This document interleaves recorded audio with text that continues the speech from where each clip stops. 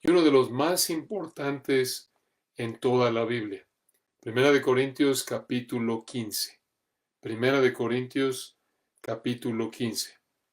Podemos titular el estudio de este capítulo Tu resurrección. Tu resurrección. Hace más de 70 años, un escritor llamó este capítulo 15 la corona de la epístola. Este es un capítulo sin paralelos, hermoso, profundamente alentador. ¿Por qué? Porque nos enseña que Dios nos dará un cuerpo de resurrección. El cuerpo que tienes es solo para esta vida en la tierra, es temporal. Pero como cristiano, Dios te dará un cuerpo de resurrección para que vivas la eternidad en el cielo. Y vamos a dividir nuestro estudio de Primera de Corintios en 7 partes. Aquí, en Primera de Corintios 15, encontramos 7 verdades de la resurrección que te motivan a anhelarla. 7 verdades de la resurrección que te motivan a anhelarla. En primer lugar, veremos en los versículos 1 al 11 que la resurrección es predicada en el Evangelio. Es predicada en el Evangelio. En segundo lugar, en los versículos 12 al 19, vemos que la resurrección es indispensable para el Evangelio. La resurrección es indispensable para el Evangelio. En tercer lugar, en los versículos 20 al 28, vemos que la resurrección es posible por Cristo. La resurrección es posible por Cristo. En cuarto lugar, en los versículos 29 al 34, vemos que la resurrección provee esperanza para vivir. La resurrección provee esperanza para vivir. En quinto lugar, en los versículos 35 al 50, vemos que la resurrección provee un cuerpo especial. La resurrección provee un cuerpo especial. En sexto lugar, en los versículos 51 al 57, vemos que la resurrección se llevará a cabo en el rapto. La resurrección se llevará a cabo en el rapto. Y finalmente, en séptimo lugar, en el versículo 58, vemos que la resurrección afecta la vida en el presente. La resurrección afecta la vida en el presente. Como pueden ver, estas son verdades sumamente alentadoras, muy ricas. No vamos a cubrirlas todas el día de hoy. Hoy cubriremos la primera parte y si el Señor quiere, la próxima semana concluiremos con la última parte. Pero vamos a ver la primera en los versículos 1 al 11. Observen que la resurrección es predicada en el Evangelio. La resurrección es predicada en el Evangelio. Observen ahí 1 Corintios 15, versículo 1. Dice así el texto. Además os declaro, o se puede traducir, les doy a conocer. Recuerden lo que sucedió en el versículo anterior. De corregir su servicio de adoración en el 14:40, Pablo pasó a corregir su creencia en la resurrección y les dijo esto. Versículo 1. Además os declaro, hermanos, el evangelio que os he predicado, el cual también recibisteis, en el cual también perseveráis. Versículo 2. Por el cual asimismo, si retenéis la palabra que os he predicado, sois salvos, si no creísteis en vano. Aquí Pablo indicó que era posible que algunos de los corintios no eran salvos. Y en el versículo 34 veremos que se los dijo de manera más directa. Pero los versículos 1 y 2 presentan por lo menos 3 verdades muy importantes de la salvación. Número 1, nadie, escucha esto, nadie contribuye a su salvación. Esto lo vemos en la frase, observen, sois salvos, del versículo 2.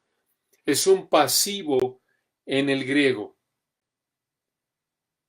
Esto indica que nosotros recibimos la acción de la salvación. Nosotros no la ejecutamos.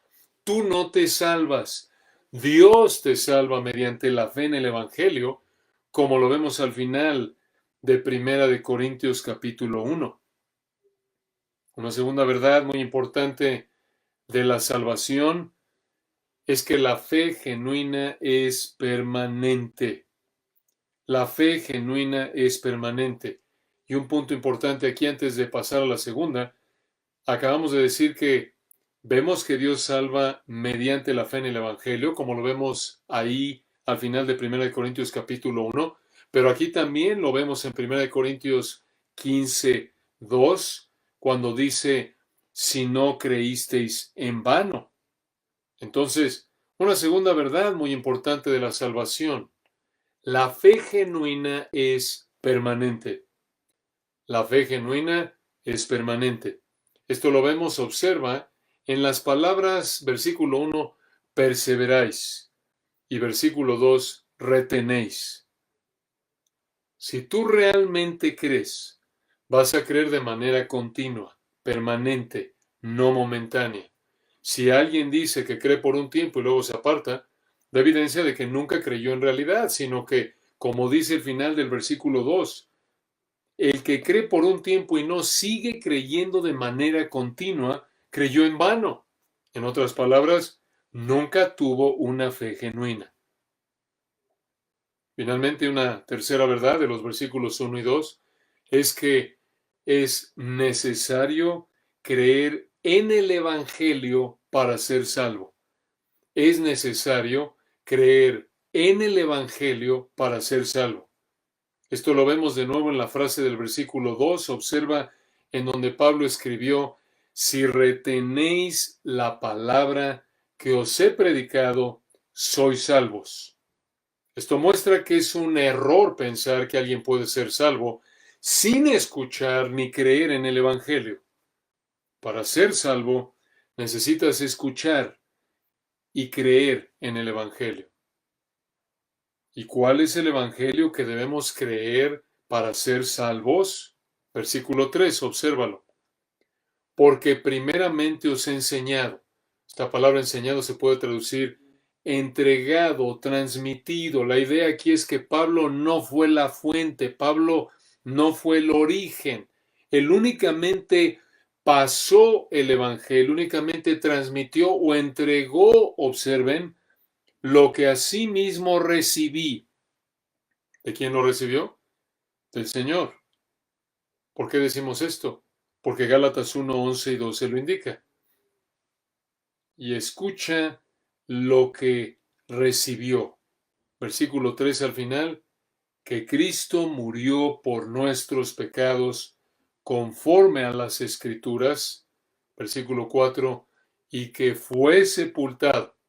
Esto es importante, porque muestra que realmente murió y por eso fue sepultado.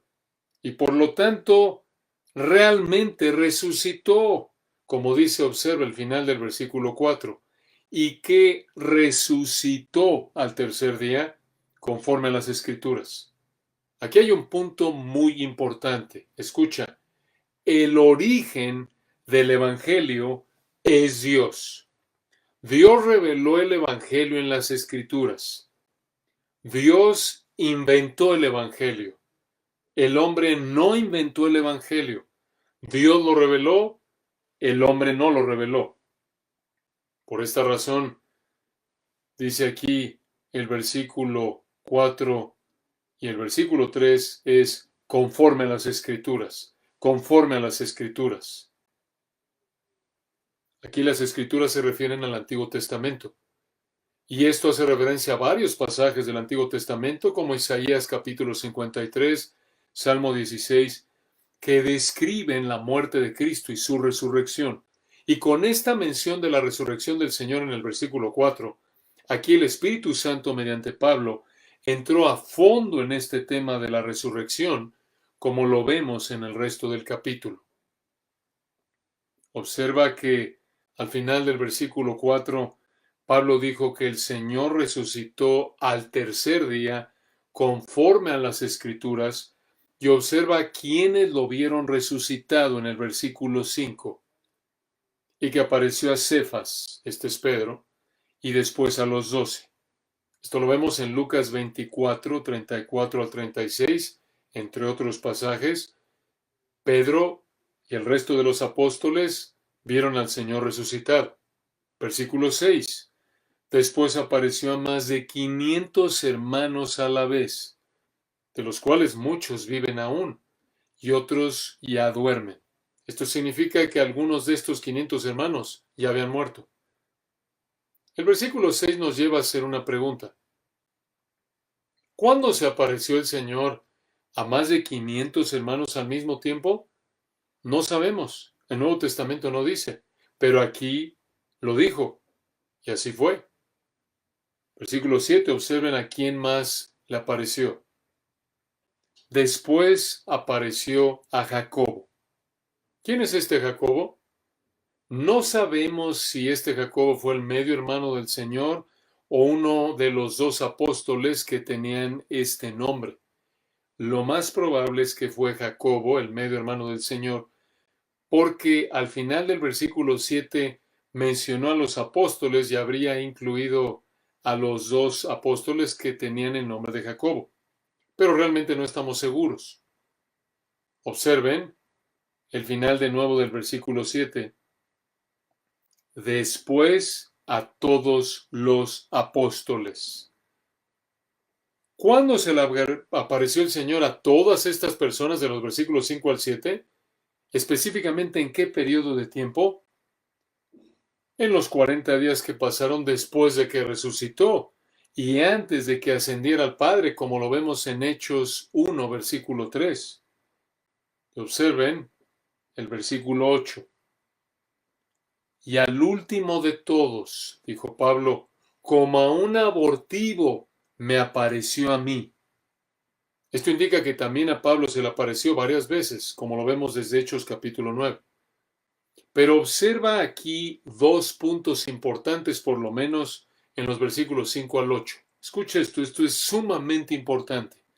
Número 1. El Señor se apareció resucitado a más de 500 personas. El Señor se apareció resucitado a más de 500 personas. Esto muestra que fue real. Esto muestra que la resurrección es algo real.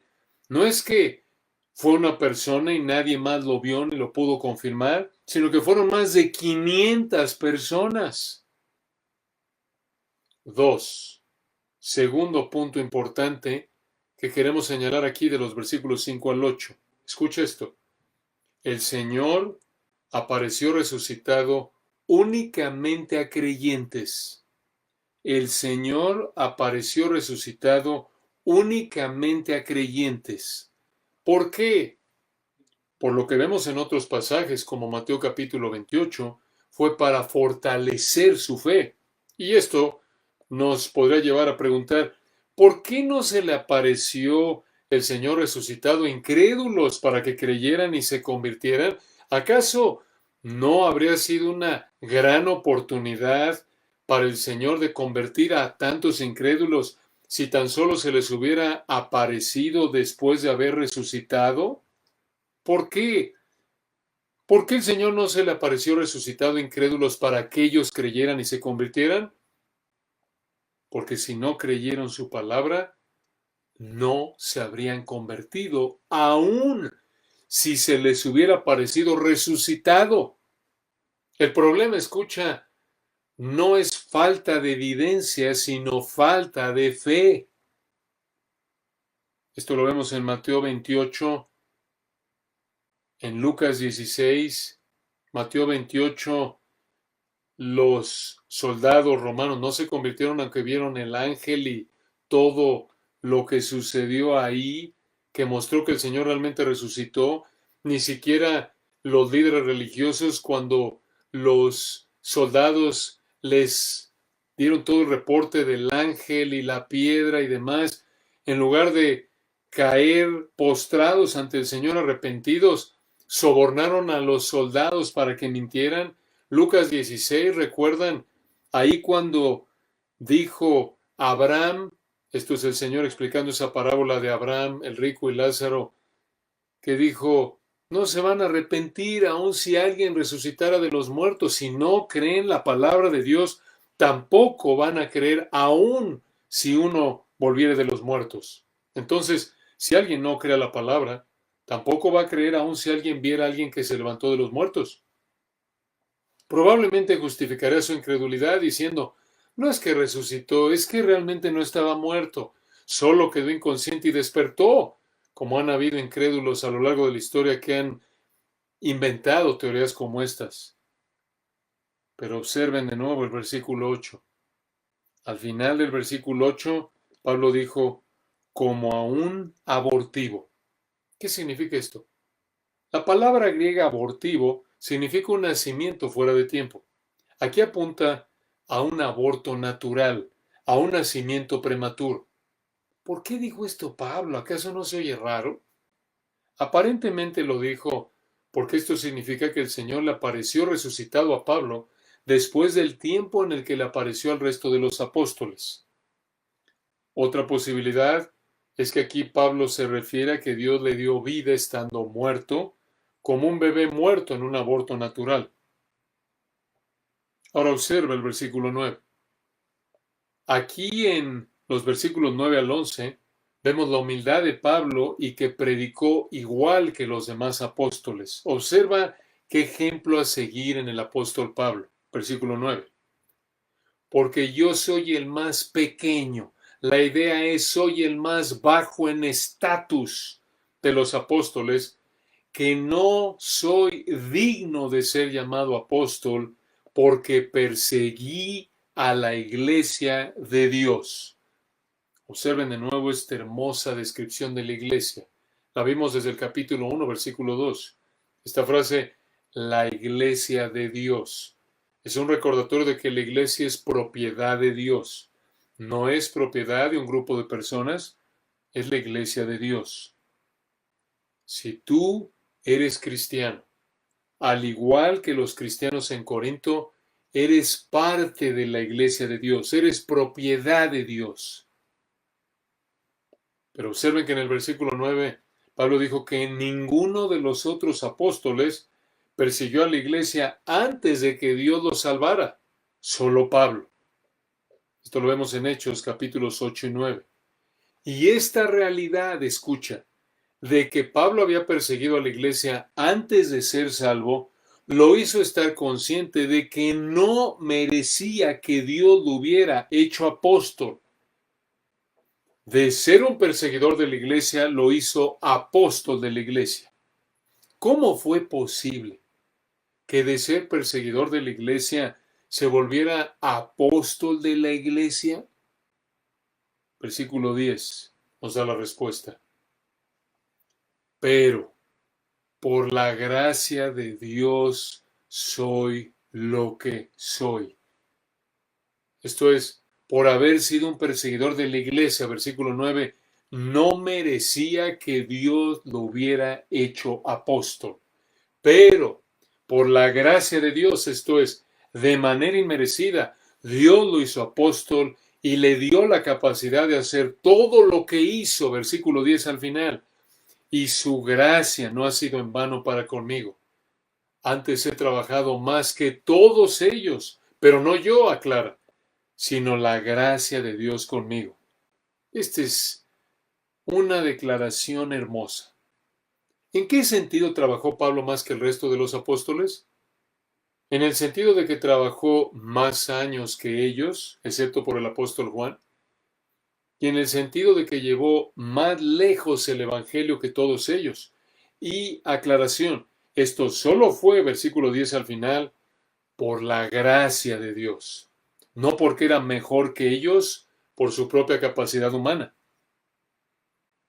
Aquí en los versículos 9 y 10 encontramos tres verdades por lo menos que se aplican a nosotros, tres verdades hermosas. Número 1, escucha, a la luz de tu pasado, no mereces lo que Dios te ha dado en Cristo. A la luz de tu pasado, no mereces lo que Dios te ha dado en Cristo. Quizás no llegaste a perseguir la iglesia de Dios como Pablo, pero el hecho de ser pecador, al igual que cualquiera de nosotros, te hace merecedor del infierno eterno. La paga del pecado es muerte, Romanos 6:23. Pero el hecho de que seas salvo y sirvas a Dios con la capacidad y oportunidad que Él te da. Es una muestra de su gracia, de darte lo que no mereces. Una segunda verdad en los versículos 9 y 10 que se aplica a nosotros, escucha, por la gracia de Dios somos lo que somos. Por la gracia de Dios somos lo que somos. No hay otra explicación. Cualquier oportunidad de servicio al Señor, cualquier nivel de resultados, se debe a la gracia de Dios y nada más.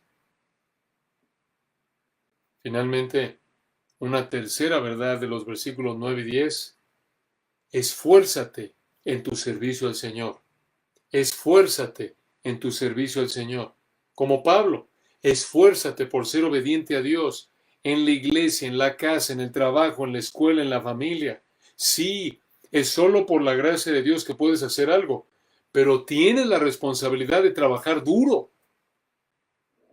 Y ese trabajo duro, de nuevo, como lo dijo Pablo en el versículo 10, ese trabajo duro solo es posible por la gracia de Dios. Observen cómo concluyó Pablo esta sección, versículo 11. Porque o sea yo, o sean ellos, así predicamos y así habéis creído. En otras palabras, todos los apóstoles, incluyendo a Pablo, predicaron el mismo mensaje que creyeron los corintios. Entonces, aquí en los versículos 1 al 11, vemos la primera de 7 verdades de la resurrección que te motivan a anhelarla. Aquí vemos que la resurrección es predicada en el Evangelio. Observa en segundo lugar, en los versículos 12 al 19, que la resurrección es indispensable para el Evangelio. La resurrección es indispensable para el Evangelio. Observa el versículo 12 y continuamos deleitándonos en este hermoso pasaje. Dice aquí, pero si se predica de Cristo que resucitó de los muertos, ¿cómo dicen algunos entre vosotros que no hay resurrección de muertos? Esto es increíble. Habían algunos en la iglesia de Corinto que decían que no había resurrección de muertos. ¿Por qué dijeron esto? Probablemente porque fueron influenciados por ideas no bíblicas, ideas del mundo, de su pasado, del mundo que los rodeaba, ideas que negaban la resurrección de los muertos, como lo vemos en Hechos 17:32. Es probable que llegaron a ser influenciados por una idea griega de que en la muerte, como lo dijo un escritor, el cuerpo mortal se quita como la piel de una serpiente y el alma inmortal continúa existiendo de una manera puramente espiritual. Pero Pablo les explicó que negar la resurrección de los muertos es negar el Evangelio. Y observen con qué claridad les explicó esto, versículo 13. Porque si no hay resurrección de muertos, tampoco Cristo resucitó. Y 14. Si Cristo no resucitó, vana, o en el griego vacía, inútil, esto no sirve de nada. Vana es entonces nuestra predicación, vana otra vez, vacía, inútil, no sirve de nada.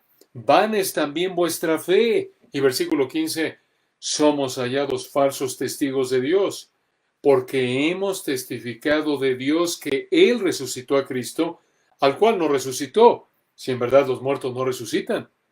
Pablo dijo aquí, si los muertos no resucitan y estamos diciendo que Dios resucitó a Cristo, entonces estamos mintiendo. Versículo 16, porque si los muertos no resucitan, tampoco Cristo resucitó. Y 17, si Cristo no resucitó, vuestra fe es vana. Esto es en el griego, es impotente. Vuestra fe es vacía, es impotente, no sirve de nada. Y concluye el 17, aún estáis en vuestros pecados. Si Cristo no resucitó, escucha, dice el versículo 17, nuestra fe no sirve de nada. Y seguimos espiritualmente muertos en pecados, camino al infierno. Versículo 18, entonces también los que durmieron en Cristo perecieron. Si Cristo no resucitó, observa aquí el desarrollo lógico de esta mentira. Si Cristo no resucitó, versículo 18, también los cristianos que ya murieron terminaron en el infierno. Y versículo 19, si en esta vida solamente esperamos en Cristo, somos los más dignos de conmiseración de todos los hombres. ¿Qué significa esa palabra conmiseración? Que merecemos empatía por estar en una situación miserable. La idea del versículo 19 es esta, escucha. Si el Señor no resucitó y tenemos esperanza en Él, somos los más dignos de lástima de todos los hombres. ¿Por qué? Porque estamos sufriendo por Cristo para nada. Entonces, aquí en los versículos 12 al 19, vemos, escucha esto, este es el desarrollo de esta conclusión falsa de que Cristo no resucitó. Aquí en los versículos 12 al 19, vemos que si no hay resurrección de muertos, Cristo no resucitó. Predicamos un mensaje inútil. Esto es ridículo. Predicamos un mensaje inútil. Observa aquí de nuevo el texto, simplemente para que veas el desarrollo de esta conclusión. Esta conclusión equivocada en base a la mentira de que Cristo no resucitó. Velo aquí. Si no hay resurrección de muertos, versículo 13, Cristo no resucitó. Además, si no hay resurrección de muertos, versículo 14, predicamos un mensaje inútil. Y tenemos también, versículo 14, una fe inútil. Y además, versículo 15, somos mentirosos. Y además, escucha esto, si Cristo no resucitó, versículo 17, seguimos espiritualmente muertos, seguimos camino al infierno, y versículo 18, los cristianos que ya murieron están en el infierno, y de todo el mundo, versículo 19, somos los más dignos de lástima. Pero claro que nada de esto es verdad, porque Cristo sí resucitó, como ya lo vimos en los versículos 1 al 11. Pero esta explicación de Pablo de los versículos 12 al 19 nos ayuda a entender que la resurrección es indispensable para el Evangelio. Entonces, la resurrección es predicada en el Evangelio, en primer lugar. La resurrección es indispensable para el Evangelio, en segundo lugar. Y observa en tercer lugar por hoy que la resurrección es posible por Cristo. La resurrección es posible por Cristo. Esto lo vemos ahí en los versículos 20 al 28. Observa cómo comienza el versículo 20. Más ahora.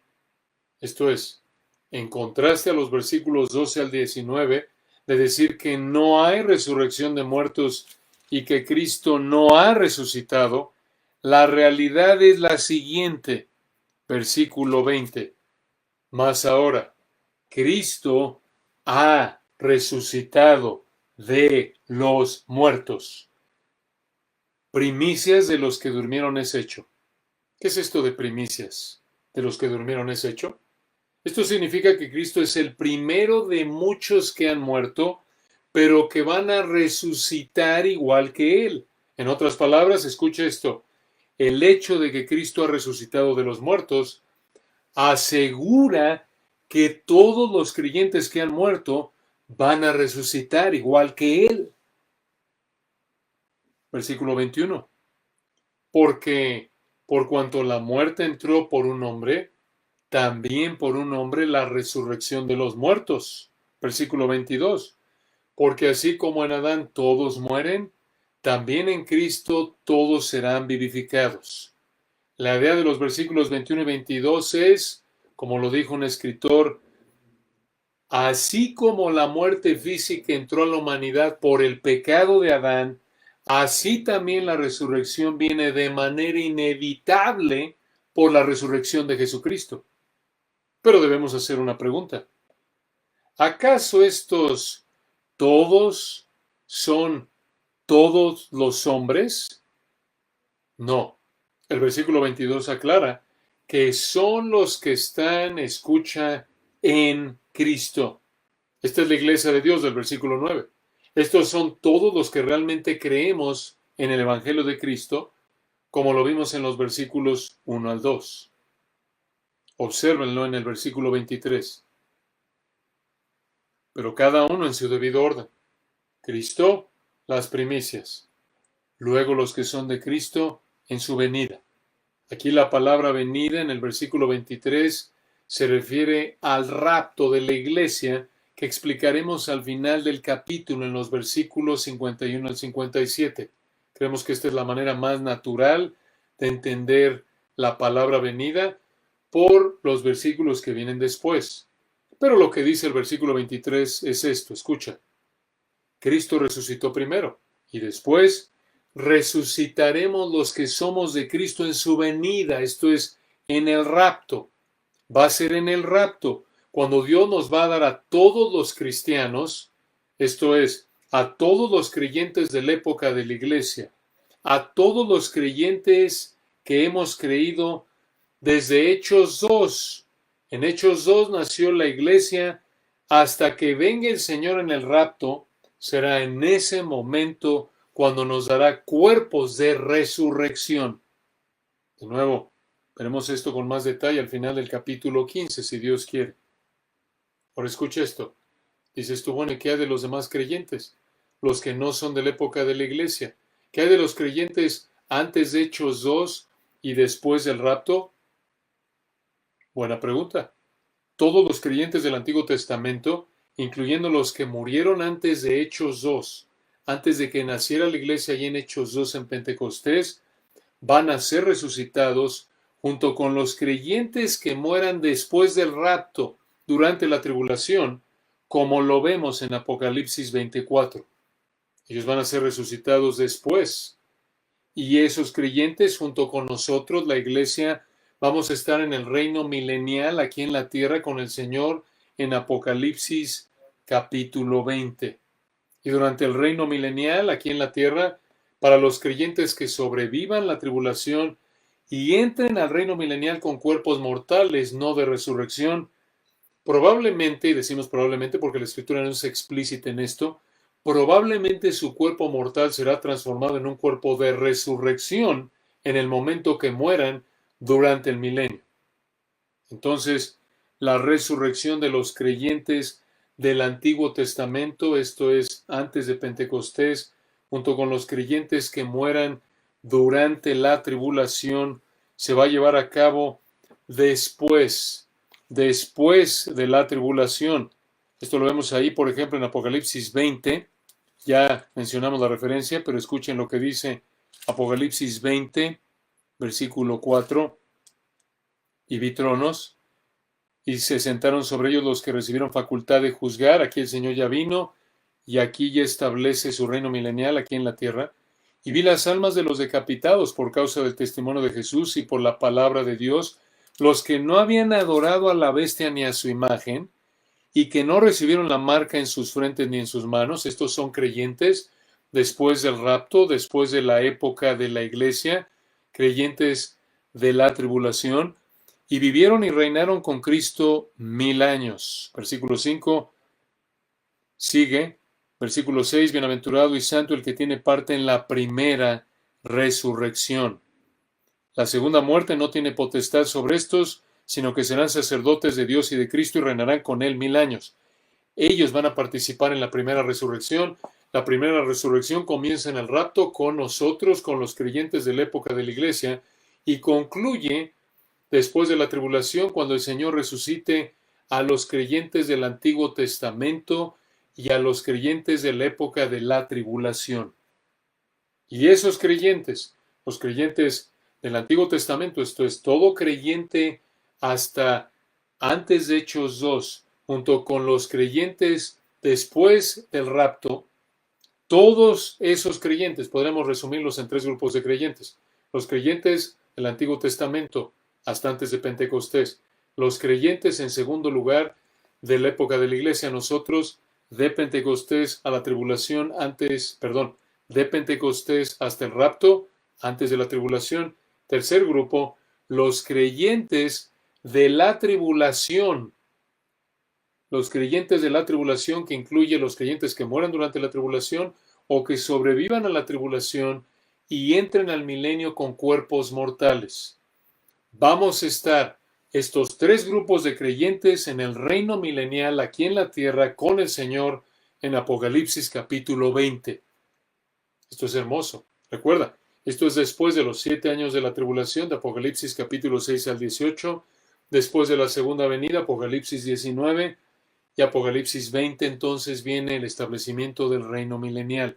Y durante el reino milenial, aquí en la tierra, para los creyentes, de nuevo, que sobrevivan la tribulación y entren al reino milenial con cuerpos mortales, no de resurrección, probablemente, enfatizamos esto, su cuerpo mortal va a ser transformado en un cuerpo de resurrección en el momento que muera. Qué hermosas verdades, ¿no es cierto? Cómo estas verdades nos deben anhelar, nos deben llevar a anhelar la resurrección de nuestros cuerpos, el estar en el reino con nuestro Señor aquí en la tierra en el milenio. Y observen el versículo 24.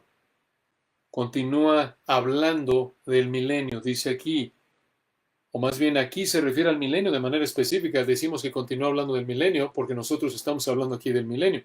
Pero dice el versículo 24, observen. Dice aquí, luego el fin. Esto se refiere al milenio, como lo vamos a explicar. Escucha esto.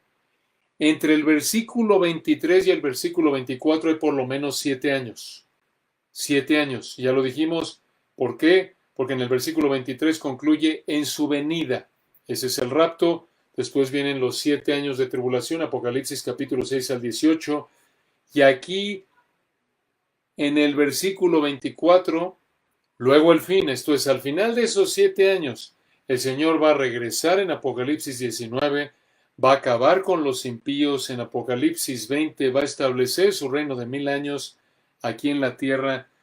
Y al final de los 1000 años, versículo 24, luego el fin, al final de esos 1000 años, cuando entregue el reino al Dios y Padre, cuando haya suprimido todo dominio, toda autoridad y potencia, esto se refiere a que al final del milenio, el Señor va a enviar a todo incrédulo al infierno junto con Satanás y va a entregar el reino al Padre y va a reinar por toda la eternidad en los cielos nuevos y tierra nueva de Apocalipsis 21 y 22. Versículo 25. Porque preciso, o en el griego, necesario, es que Él reine hasta que haya puesto a todos sus enemigos debajo de sus pies.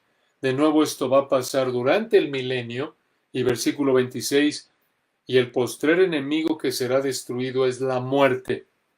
Esto va a pasar después del milenio, cuando el Señor destruya la creación actual, afectada por el pecado y la muerte, y entonces haga todo nuevo en los cielos nuevos y la tierra nueva. Apocalipsis 21. Versículo 27, observen cómo concluye. Porque todas las cosas las sujetó debajo de sus pies. Esta frase es tomada del Salmo 8:6. Y cuando dice que todas las cosas han sido sujetadas a Él, claramente se citó aquel que sujetó a Él, este es el Padre, todas las cosas. Pero, versículo 28, luego que todas las cosas le estén sujetas, entonces también el Hijo mismo se sujetará al que le sujetó él todas las cosas, para que Dios, escucha, sea todo en todos. Esta última frase del versículo 28 describe una realidad hermosa. Escucha esto. Se refiere a que Dios reinará de manera absoluta sobre todo, incluyendo a la muerte. como lo vemos en los versículos 54 al 57, y lo estudiaremos a detalle si Dios quiere la semana que entra, pero escucha, esto garantiza la resurrección. Muy importante esta última frase del versículo 28, vela de nuevo, para que Dios sea todo en todos. De nuevo, esto se refiere a que Dios va a reinar de manera absoluta sobre todo, incluyendo la muerte, y esto garantiza la resurrección. Una vez que Dios haga los cielos nuevos y la tierra nueva, el Hijo va a reinar en sujeción al Padre para cumplir con el plan eterno para la gloria de Dios. Qué verdad tan potente, ¿no es cierto? Si Dios quiere, la semana próxima veremos las últimas 4. Veremos cómo la resurrección provee esperanza para vivir, también provee un cuerpo especial, se llevará a cabo en el rapto y finalmente la resurrección afecta la vida en el presente. Oremos para terminar. Señor, tuya es la gloria, el reino, por los siglos de los siglos. Te damos gracias por revelar en tu palabra estas verdades tan ricas que nos animan, nos consuelan, nos instruyen, nos fortalecen. Gracias, Señor, porque estas verdades nos recuerdan que la resurrección está garantizada. Gracias, Señor, porque lo que vivimos en la actualidad no es el final. Anhelamos ese día cuando estemos contigo con cuerpos resucitados. Y oramos, Señor, que estas verdades en este momento, como nos enseña tu palabra, y lo veremos si tú quieres la próxima semana, nos motiven a vivir vidas de santidad hoy. Gracias, Señor, por esta hermosa sección de tu palabra. Te alabamos, agradecidos por tu gracia, reconociendo, como dijo Pablo, que es solo por tu gracia que somos lo que somos, únicamente por tu gracia. Y te damos la gloria y toda la gratitud por esto, a través de nuestro amado Señor Jesucristo.